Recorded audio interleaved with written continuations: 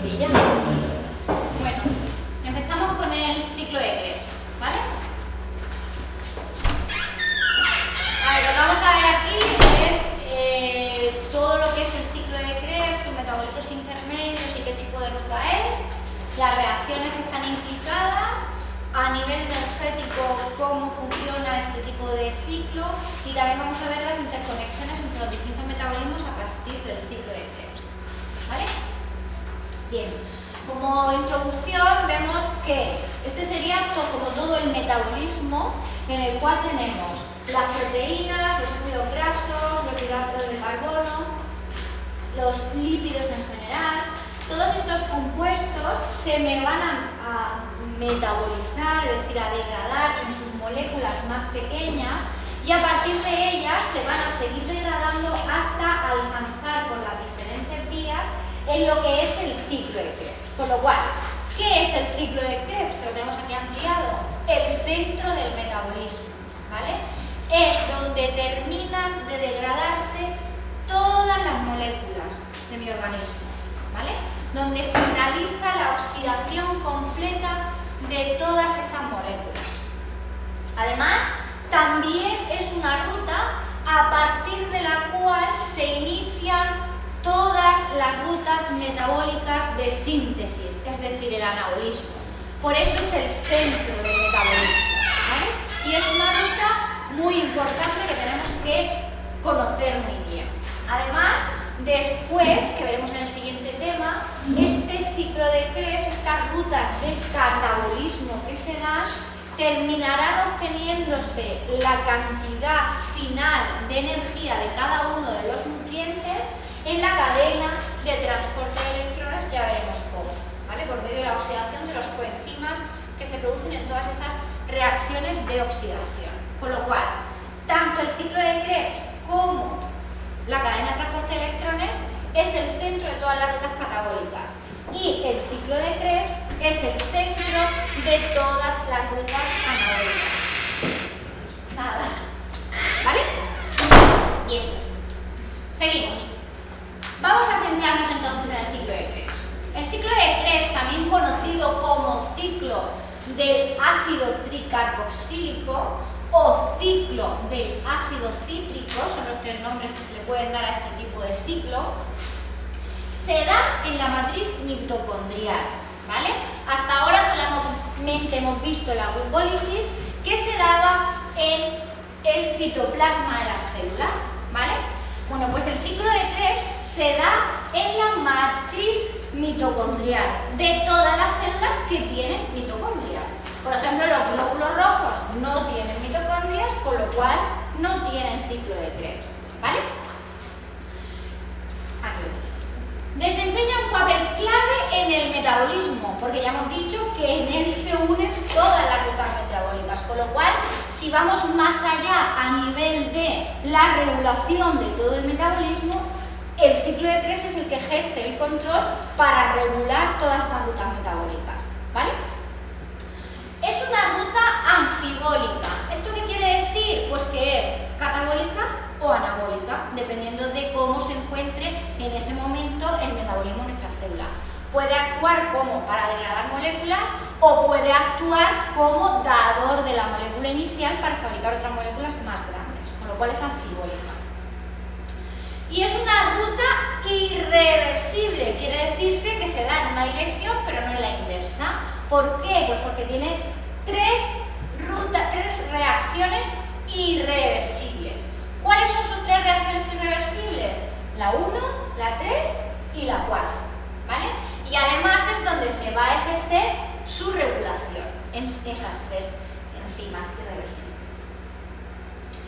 Es la ruta final común a la degradación de glúcidos, lípidos y proteínas, y su función principal, en caso de catabolismo, es producir energía. En el caso de anabolismo es dar la molécula pequeña a partir de la cual se van a hacer otras moléculas más grandes, ¿vale? Por lo tanto, como hemos dicho varias veces, es la ruta central del metabolismo, muy importante. En condiciones aerobias, si nos vamos al los hidratos de carbono, en condiciones aerobias decíamos que el piruvato podía tener dos destinos dependiendo de si estábamos en condiciones aerobias o estábamos en condiciones anaerobias. Bueno, pues en condiciones aerobias, ¿qué le ocurre al piruvato? Pues que va a ser transformado en acetilcoenzima A. ¿Para qué? Pues para poder entrar al ciclo de Krebs, seguir degradando esa molécula y poder obtener más energía, ¿vale? Si no necesitamos energía, es decir, si nuestro acúmulo de energía ya está al máximo, nuestro almacén ya está al máximo de energía, ese acetilcoenzima A no va a entrar al ciclo de Krebs, sino que se va a ir a la síntesis de ácidos grasos. Con lo cual, y yo hago aquí una pequeña reflexión, la obesidad que hay hoy día en los seres humanos es debido a un consumo excesivo de hidratos de carbono, no de grasas. ¿Por qué? Porque comemos muchos hidratos de carbono, por lo tanto, la reserva energética la llenamos enseguida y tenemos todavía más hidratos de carbono que nos sobran. ¿Dónde se va a ir esos hidratos de carbono que nos sobran? A ser transformados en grasas. Con lo cual, el problema no es consumir mucha grasa, es consumir muchos hidratos de carbono, ¿vale? Este proceso, como hemos visto, igual que el ciclo de Krebs, la transformación del piruvato en acetilcoenzima A, es decir, la descarboxilación oxidativa del piruvato, se da en la matriz mitocondrial y es totalmente irreversible. Es decir, una vez que el piruvato se ha convertido en acetilcoenzima A, no se puede volver a transformar el acetilcoenzima A por esta vía en piruvato, ¿vale? Por eso, los hidratos de carbono sí se pueden convertir en grasas, pero las grasas no se pueden convertir en hidratos de carbono, porque es irreversible la transformación de acetilcoenzima A en piruvato. Esto es muy importante en el metabolismo. Por lo tanto, ¿qué es lo que ocurre realmente en la descarboxilación oxidativa del piruvato? Pues lo que va a ocurrir es que el piruvato se le va... ¿Cuántos carbonos tiene? 3 carbonos. Y el acetilcoenzima A tiene solo 2 carbonos, ¿vale? Por lo tanto, lo que ocurre aquí es que el piruvato va a perder un carbono en forma de dióxido de carbono. Por eso es una descarboxilación, ¿vale? Le quitamos un carbono y un oxígeno al piruvato, ¿vale? Para dar acetilcoenzima A. Y además se oxida la molécula, es decir, se le va a quitar unos hidrógenos concretamente los que están aquí, al piruvato.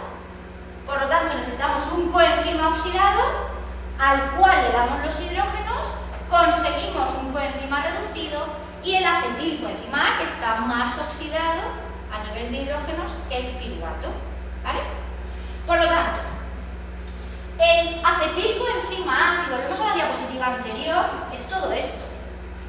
Y entonces me vais a decir, ¿cómo es todo eso si me acabas de decir que solo tiene 2 carbonos? Muy sencillo, porque realmente el acetilcoenzima A que lo tenemos aquí son estos 2 carbonos que vienen del piruvato, ¿vale? ¿Lo veis?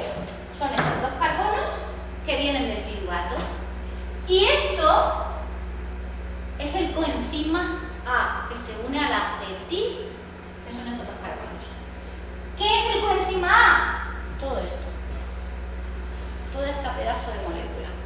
¿Esto por qué ocurre? Pues porque el acetilcoenzima A, o sea, el acetil, solamente esto, porque está en azul, es apolar. Y es una molécula pequeña, con lo cual, si no se le ancla una molécula grande, puede difundir fácilmente por las membranas, con lo cual se escaparía. Cuando se acumula este tipo de molécula, si no se ancla con una molécula grande, lo que ocurre es que se escapa y se va, cuando hay altas concentraciones por difusión pasiva. Por tanto, hay que añadirle toda esta molécula para que ya no sea capaz de atravesar la membrana. ¿Lo entendéis? Es para anclarlo dentro y dentro se vaya al ciclo de Krebs y siga descomponiéndose. O sea que realmente la parte que reacciona en el ciclo de Krebs son solo los carbonos, ¿no? Son los El carbonos. coenzima A es... Nada, O sea, no coenzima tiene A ningún tipo de función aparte de la de anclaje. efectivamente, evitar que se vaya. ¿Vale? ¿Lo entendéis? Bien. Esta reacción muy importante para que entre al ciclo de Krebs, el acetilcoenzima y siga oxidándose, hemos dicho que es irreversible. La enzima es un complejo piruvato deshidrogenasa. ¿Por qué es un complejo? Porque son varias enzimas, ¿vale?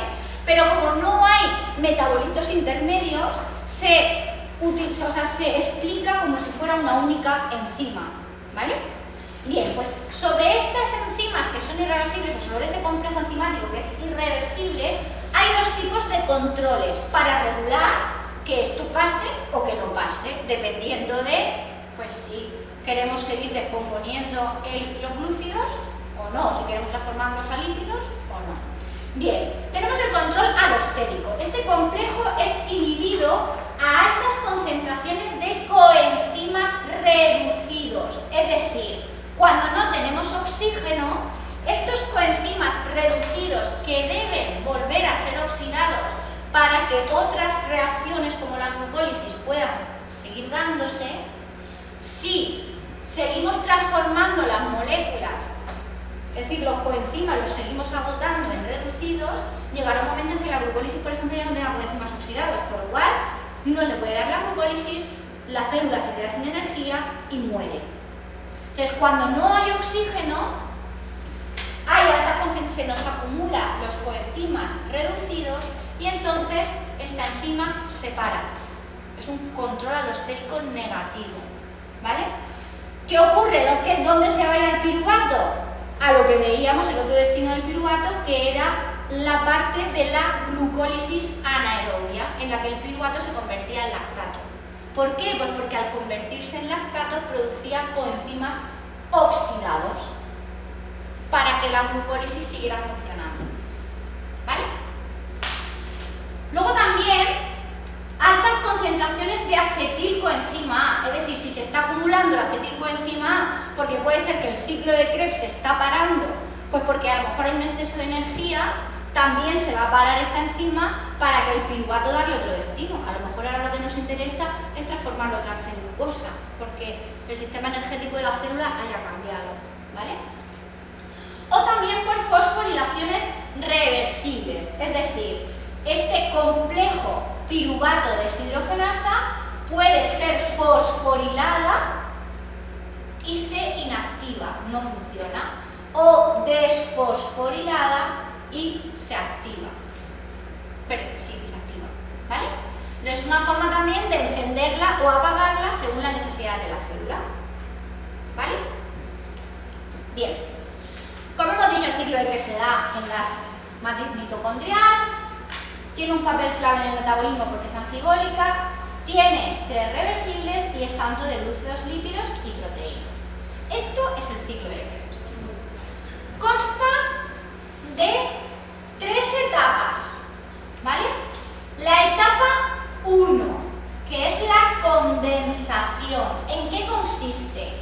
En la unión del acetilcoenzima A al oxalacetato. Es decir, el oxalacetato tiene 4 carbonos, el acetilcoenzima A, hemos dicho que tiene 2 carbonos más esa molécula de coenzima A, se une, el coenzima A, como veis, se va y da una molécula de 6 carbonos, los 4 del oxalacetato más los 2 del acetilcoenzima A. Después explicaremos cada proceso.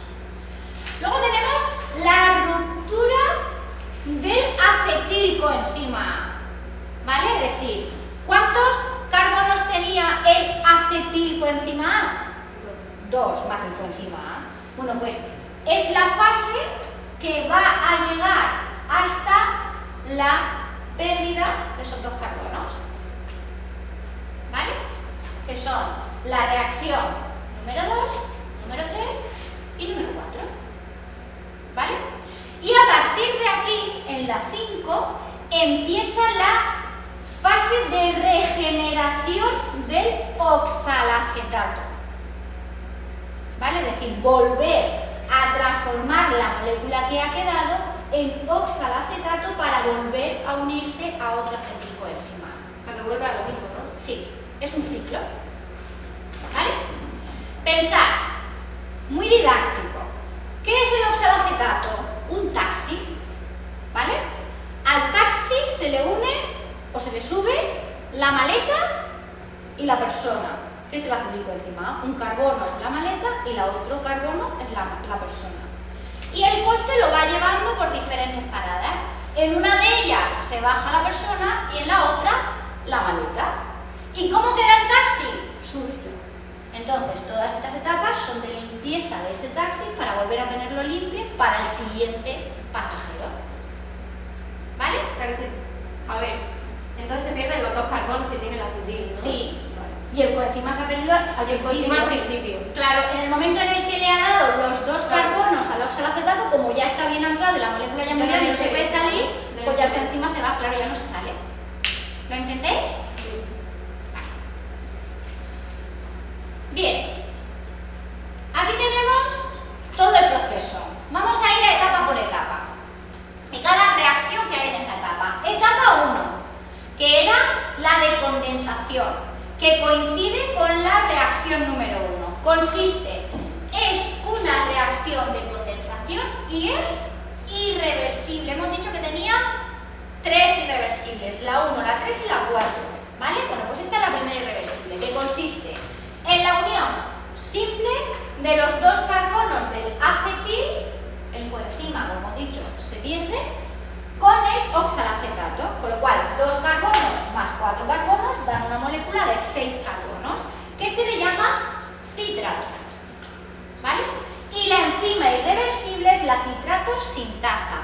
Este proceso o esta reacción es muy importante, porque después la volveremos a ver en otras rutas que salen de esta. ¿Vale? Bien. Reacción número 2. Reversible. Consiste, es la primera reacción de la ruptura del oxalacetato. Consiste en ir preparando a ese pasajero para empezar a bajarse del coche. ¿Vale?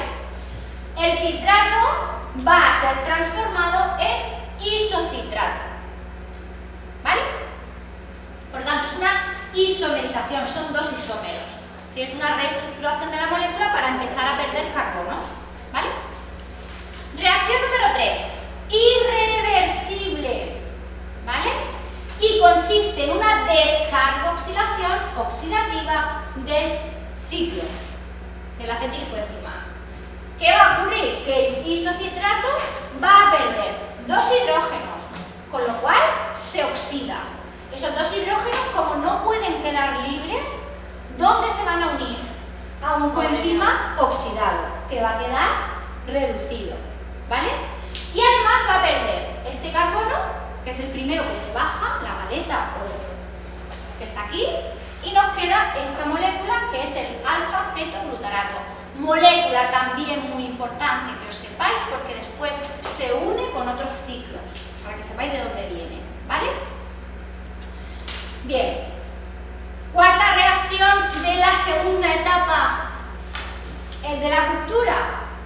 El alfa-cetoglutarato va a perder otro carbono, ¿vale? En forma de dióxido de carbono. Y es otra descarboxilación oxidativa del ciclo, es la segunda. Con lo cual, pierde esos carbonos y además hidrógenos, que a quién se nos da a un coenzima oxidado que pasa a estar reducido. Ya llevamos 2. ¿Vale? Bien, más la maleta que ya se ha caído. Con lo cual, ya me queda el coche sucio, que es el succinil coenzima A. Ese succinil coenzima A en la reacción número 5, que ya es la etapa número 3, que es la de limpieza de ese oxalacetato, la regeneración del oxalacetato, ahora hay que reestructurarlo para obtener al final oxalacetato otra vez. ¿Vale? Succinil coenzima A, la enzima esta irreversible es la alfa-cetoglutarato deshidrogenasa. ¿Vale? Muy importante. La succinil coenzima A sintetasa lo que hace es fosforilación a nivel de sustrato y es reversible. Es decir, el succinil coenzima A le va a añadir un grupo fosfato, le va a quitar va a necesitar formar energía por la transformación, libera energía que tiene que atrapar en algún sitio. Entonces coge del medio GdP más P y lo une. Entonces al unirlo guarda ahí la energía que sale de la transformación del succinilcoenzima A succinato. Y una pregunta que yo tengo. Sí. ¿De qué depende que el fósforo vaya a un GdP o a un La enzima. Tú piensas que estos son cosustratos de las enzimas. Las enzimas son muy específicas. Entonces hay algunas que saben formar ATP y otras enzimas que saben formar eso lo marca GDP. la enzima, ¿no? Sí, Vale. esta enzima siempre va a usar GDP porque es su cosustrato. Eso depende de la especificidad de cada enzima, ¿vale? Entonces se produce GTP, que también es una molécula energética, ¿vale? Y se produce succinato. Reacción número 6, el succinato va a ser oxidado a fumarato, ¿vale? Con lo cual se le van a quitar hidrógenos para oxidarlo. Por lo tanto necesitamos un coenzima oxidado que vamos a transformar en reducido por medio de la enzima succinato deshidrogenasa. Aquí tenemos otro coenzima reducido que se obtiene en el ciclo de Krebs, ¿vale? Ya llevamos 3, 2 NADH y un FADH2.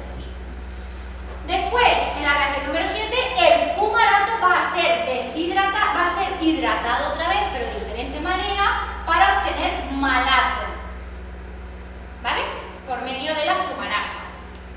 Y en la reacción número 8, que es la última reacción del ciclo, volvemos a tener el oxalacetato. ¿Cómo? Oxidando otra vez el malato. Es decir, el malato, que para obtener malato lo hemos hidrogenado, el fumarato, ahora a ese malato que ya tiene una estructura parecida al oxalacetato se le quitan esos dos hidrógenos y se los damos a otro coenzima oxidado que pasa a estar reducido. Con lo cual, en el ciclo de Krebs se obtienen 3 NADH, FADH y un GTP. ¿Vale? Y ya obtenemos el oxalacetato que puede volver a coger otro acetilcoenzima A. ¿Lo entendéis?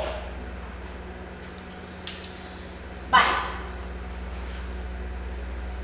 Aquí lo tenemos. Balance global. 3 NADH,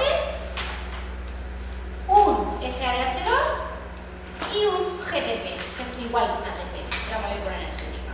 ¿Vale? 2 moléculas de dióxido de carbono, que son las 2 moléculas que vienen del acetil, y este sería su balance total. ¿Vale? De una glucosa, ¿cuántos piruvatos se obtienen? 2. De cada piruvato se obtiene un acetilcoenzima A, con lo cual es 2, ¿no? 2 acetilcoenzima A. Pues por cada glucosa el ciclo de Krebs da 2 vueltas. ¿Vale?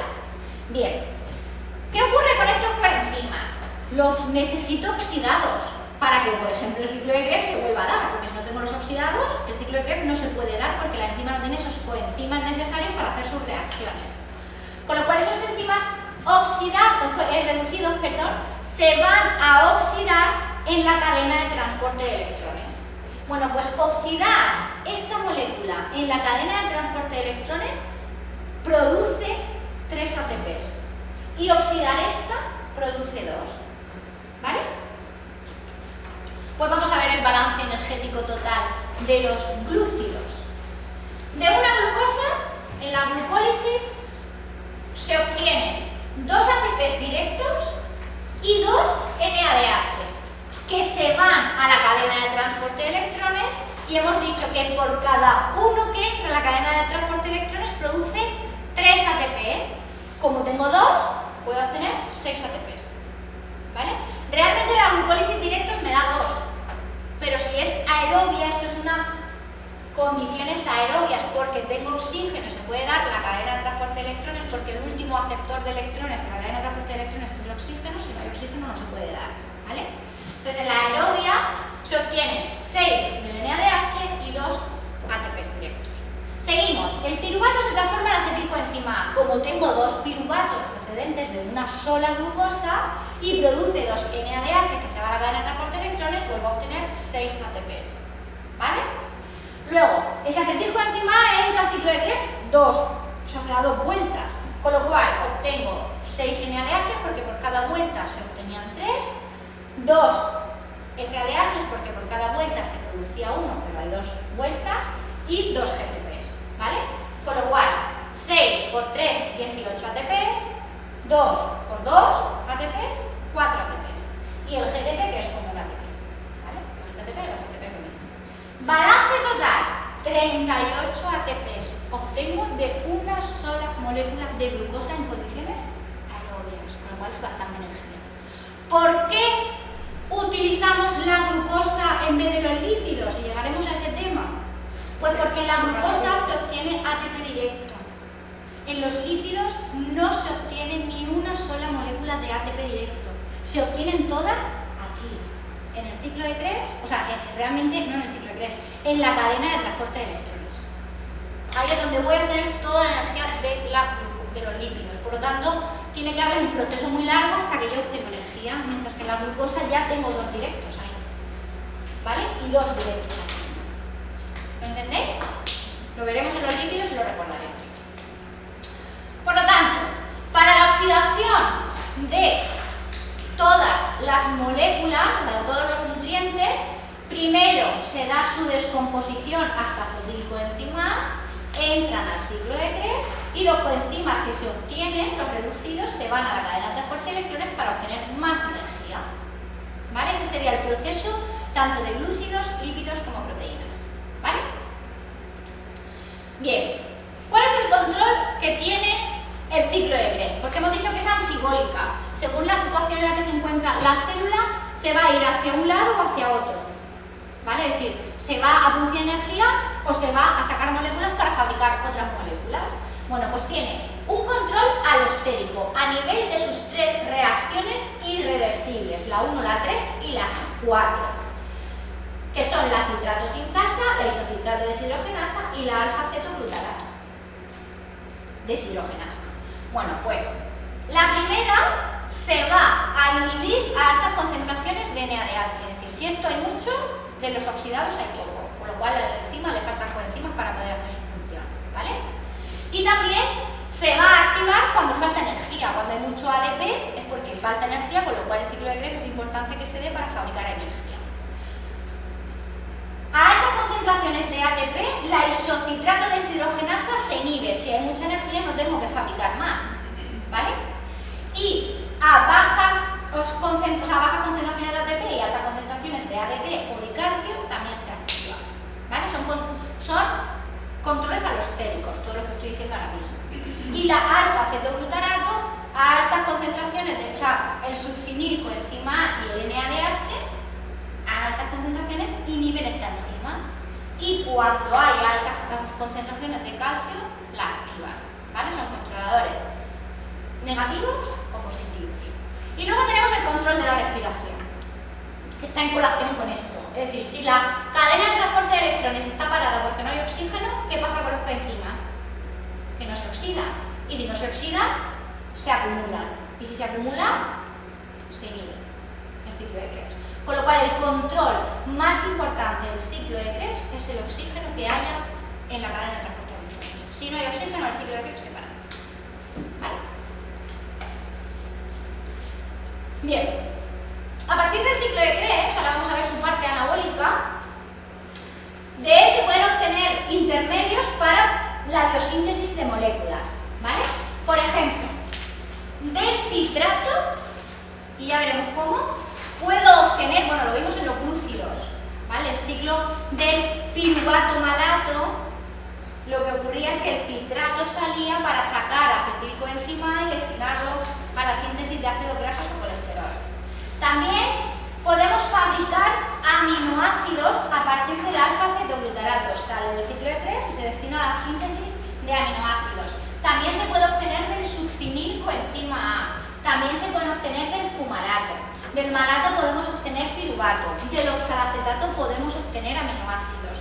Con lo cual, de muchos de los intervinientes o de los metabolitos secundarios del ciclo de Krebs se pueden sintetizar lípidos, aminoácidos, porfirinas y glúcidos para la gluconeogénesis.